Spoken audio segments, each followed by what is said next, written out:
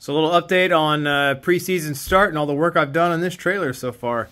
So last season I built this platform for this bed to sit on top of. Never mind that. That's all the padding that I usually put down on the floor for when we park.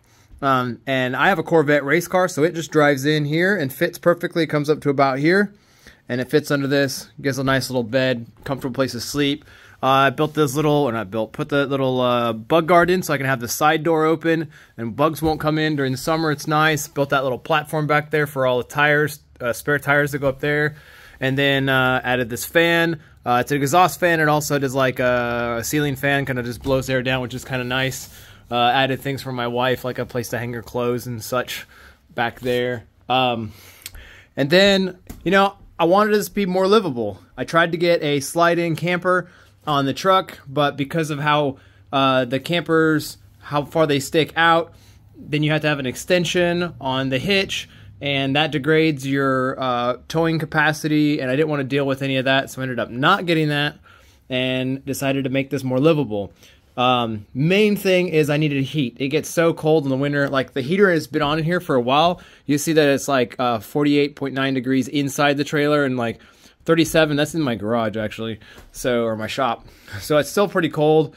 But so I got this diesel heater. Well, I needed power to run this diesel heater, so that kind of led me down getting a 100 amp hour Renogy battery, and then setting up a battery system here. I've got a charge controller because I have a single 100 watt panel on the roof for right now. I'll get more later. And then built this little side thing, so my 110, 12 volts. It's got like USB ports and all that in here.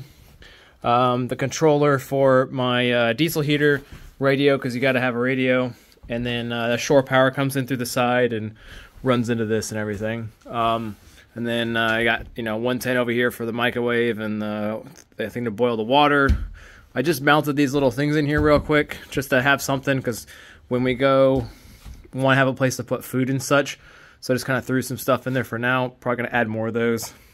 And then I put this sink in. I still need to get water for it, like a water design for it, but I do have a basic drain. Since it's just going to be like water when we're washing our hands, that's just going to drain out into a bucket under the trailer for now. So not that big of a deal there. Just, we'll figure it out later.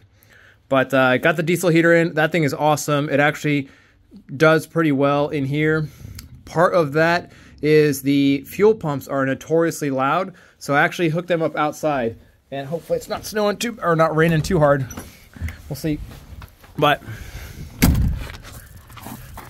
I mounted this box from Harbor Freight. Get some of the water off of that so it doesn't all go inside. And then got the pump in there, and then a little bit smaller fuel tank for the diesel, because I don't want to smell or hear this stuff inside the cabin. And then that all goes underneath. I got the exhaust pipe. I need to put a little bit of an extension on here, but that really does blow it out from there. And then I gotta cut that short. That's the water thing. Yeah, just kind of an update real quick on all the stuff I've done pre-season to make this trailer more livable. Upcoming in this, that blue square is exactly the size for a pre-built shower from Home Depot. And then I'm going to put right in here, it's going to be a toilet. Haven't figured out what kind yet, but those are both going to be enclosed, and the car comes up to about here. So it's just barely enough room to have a shower and a bathroom, which is would be really nice. Oh yeah, and I forgot, I also put in this window, which has been super nice in this RV door. And then yeah, I got the bug screen over here. It just kind of like Velcros in along the top to make a nice cover.